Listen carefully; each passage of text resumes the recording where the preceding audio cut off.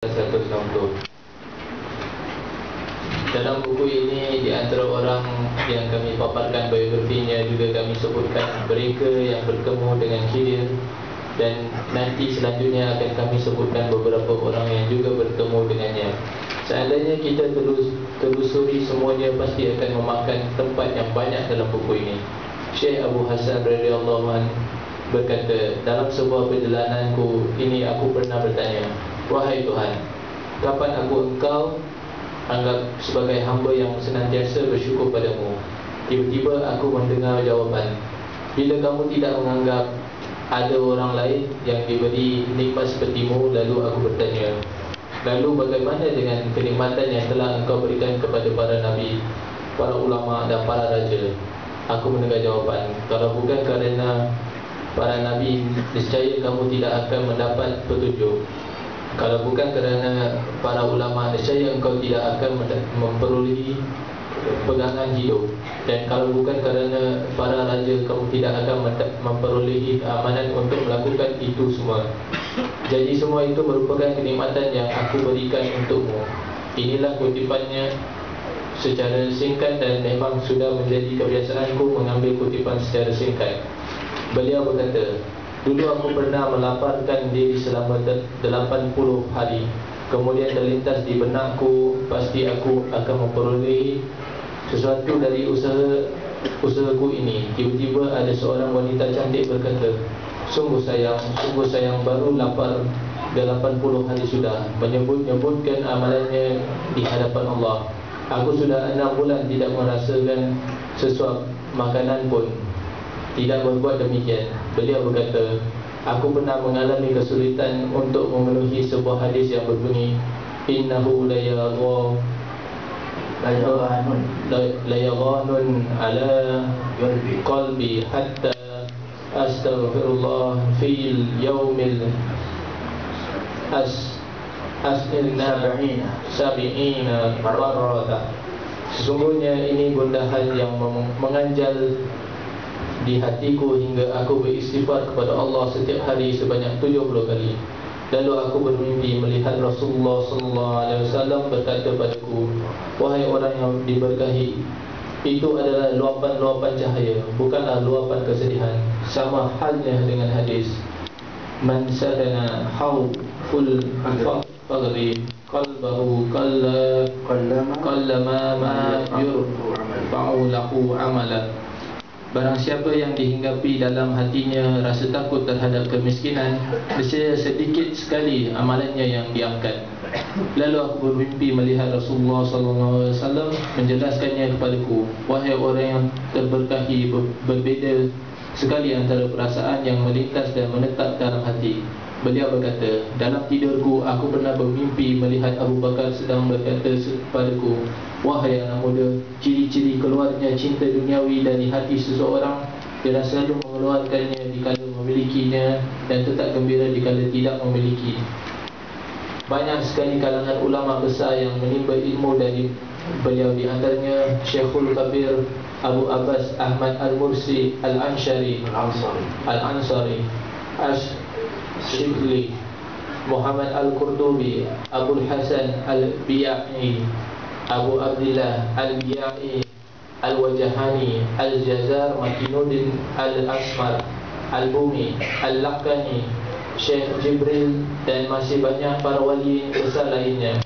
Di antara nasihat beliau, bila terlalu banyak was-was yang melintas di benakmu, maka bacalah Subhanallah, Subhanal Malikil Khallaq, Subhanal Malikil Khallaq, in yasha'yul fi bukum wa ya'li bi khalqi yadidi wa ma zalika ala Allahi bi'aziz.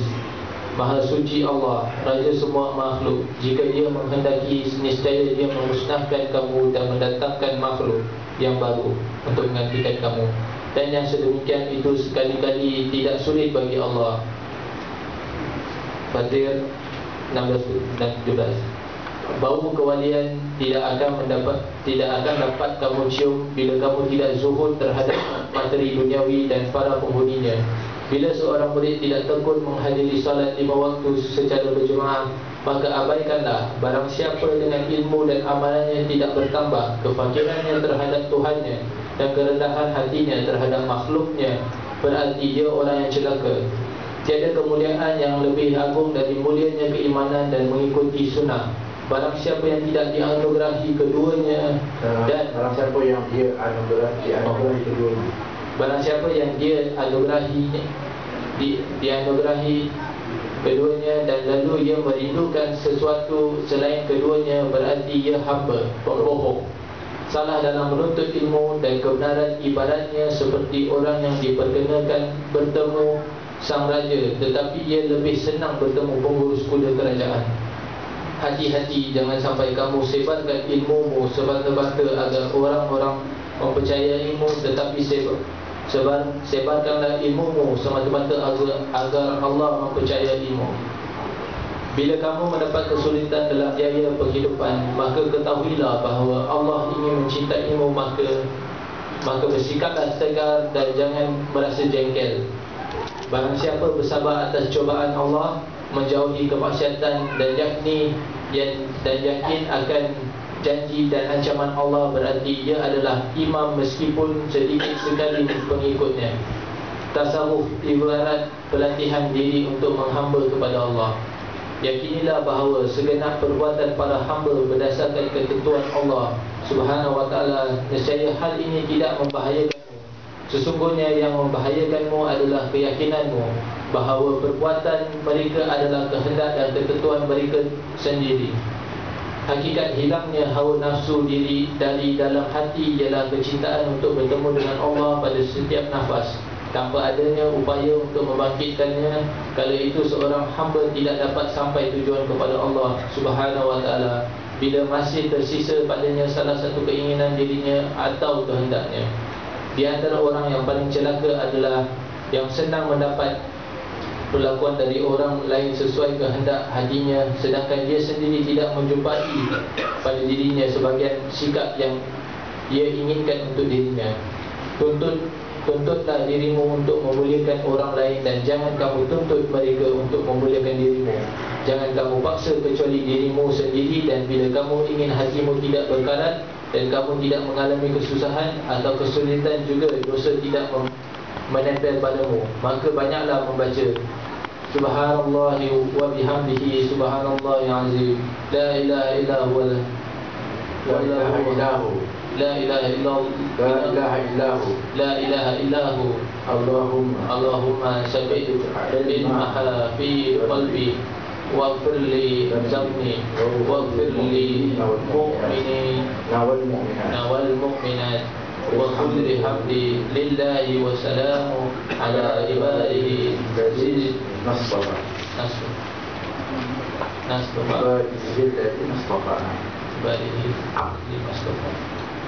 Maha suci Allah dan maha terpujilah Dia. Maha suci Allah yang maha agung, tiada Tuhan selain dirinya. Yang Allah tanamkanlah intisarinya dalam hatiku. Ampunilah dosa-dosaku dan ampunilah al-mu'minin dan mu'minat, dan katakanlah segala puji bagi Allah dan salam sejahtera bagi para hamba yang Dia pilih. Bila kamu ingin senantiasa berkata jujur, maka perbanyakkanlah membaca surat Al-Qadar. Kalau nak berkata jujur, banyakkan membaca surat Al-Qadar. Inna anzalnahu fi lailatul qadar. Ini adalah untuk menjaga kejujuran. Nah, juga bila kamu ingin mendapat keikhlasan dalam setiap keadaanmu, maka perbanyakkanlah membaca surat Al-Ikhlas. Kalau nak untuk mendapatkan keikhlasan, banyakkan membaca surat Al-Ikhlas. Bila kamu ingin kemudahkan dalam rezeki, maka perbanyakkanlah membaca surah An-Nas. Surah An-Nas itu adalah untuk kita mempermudahkan rezeki. Di antaranya juga sebabnya ini saya cakap kerana banyak sebut dalamnya nasi. Qul a'udzu birabbin nasi, malikin nasi. Imam Sya'rawi berkata, seorang ulama berkata, jumlah minimal memperbanyak bacaan tersebut setiap harinya dibaca 70 kali sampai 700 kali. Syekh Abdul Hasan berkata, 4 perkara yang membuat ilmu tidak bermanfaat. cinta dunia, lupa akhirat, takut miskin dan selalu putus asa. Bila kamu hendak melakukan sesuatu perbuatan untuk dunia ataupun akhiratmu, maka bacalah Ya Qawiyyu Ya Azizu Ya Alimu Ya Qadir Ya Sami'u Ya Basir.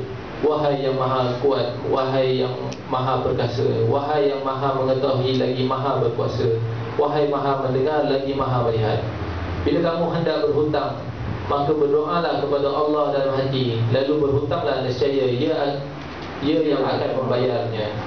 Bacalah Allahumma alaika tadayaktu wa alaika tawakkaltu wa ilaika amri fawwattu. Ya Allah, hanya kepadamu aku berhutang, hanya kepadamu aku pasrah, dan hanya kepadamu aku serahkan segala urusanku. Inilah ungkapan yang dinukil dari Allah. Menanggapi hal ini, guru kami penyusun qasidah ini berkata, hal ini bagi orang yang berhutang untuk perkara sosial dan untuk kebutuhan mendesak. Syekh Abdul Hasan berkata, satu perkara bila dilakukan seorang hamba, ia akan menjadi pemimpin manusia di zamannya, iaitu berpaling dari materi duniawi dan bersabar menanggung gangguan mereka. Dan ada satu perkara yang dapat mencabut pahala amal perbuatan. Hal ini seringkali tidak disadari oleh kebanyakan orang, iaitu rasa jengkel terhadap ketentuan Allah. Zalikal bi'annahum karihu ma anzalallahu fa'ahbata a'malahum. Yang demikian itu adalah kerana sesungguhnya mereka benci kepada apa yang diturunkan Allah, Al-Quran. Lalu Allah menghapuskan pahala-pahala amal-amal mereka. Barang siapa yang melalaikan urusan hati, nescaya ia memperolok-olok agamanya. Dan barang siapa yang menyibukkan hati dengan manusia, nescaya ia akan mempermainkan agamanya. Kami memohon kepada Allah keselamatan dan perlindungan. Amin. Allah Ta'ala alam. Ini adalah Abu Hasan Al-Syadzili. Di antara zikir ataupun hizibnya yang masyhur adalah Hizbul Bahar. Yang diamalkan biasanya adalah setelah asar, Hizbul Bahar. Sedangkan hizib atau azkar yang disusun oleh Imam Al-Syadzili ini adalah sangat banyak. Yang sebahagian yang kita baca kat sini adalah amalan-amalan yang dia telah berikan dan telah dinukilkan oleh Al-Habib Ahmad bin Zain Al-Habishi setelah mensyarahkan daripada gurunya Imam Muhaddad di dalam syarah dalam Bait Al-Ainiyah, hanya sebahagian daripada zikar atau zikir ayat Al-Quran yang telah diamalkan untuk kita sebagai amalan. Tetapi sebenarnya banyaknya daripada apa yang telah pun dikumpulkan oleh Imam Abdul Hasan Al-Syadzili, sehingga di antaranya adalah adanya tariqah Syadziliyah yang dia kebanyakan dia berada di negara Afrika ataupun sekali di Mesir. Itu disebutkan Syadziliyah. Bahkan tariqah Ba'alawi itu bahagiannya adalah bahagian daripada tariqah Syadziliyah. Itu di antara pesan-pesanannya, mudah-mudahan kita manfaat. Ada di antaranya kita sebutkan adalah para imam yang besar-besar ini adalah mereka juga adalah orang-orang yang disebutkan adzakirin Allah wa zakirat, orang-orang yang sedekah kepada Allah Subhanahu wa taala. Kebukuhan mereka itu. Tapi kalau kita kata adakah mereka ini duduk berzikir saja?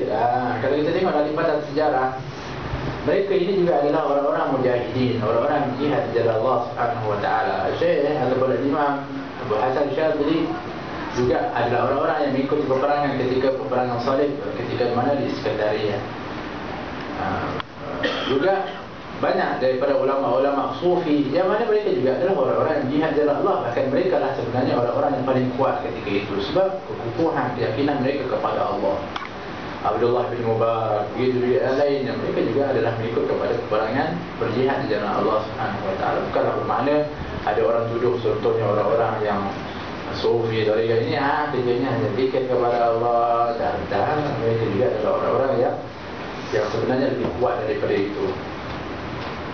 Nah, ini soalan dia nak jawab. Tapi walaupun hal sebenarnya Wallahu a'lam apa kaitannya, mungkin kerana ada fatwa yang menyatakan demikian.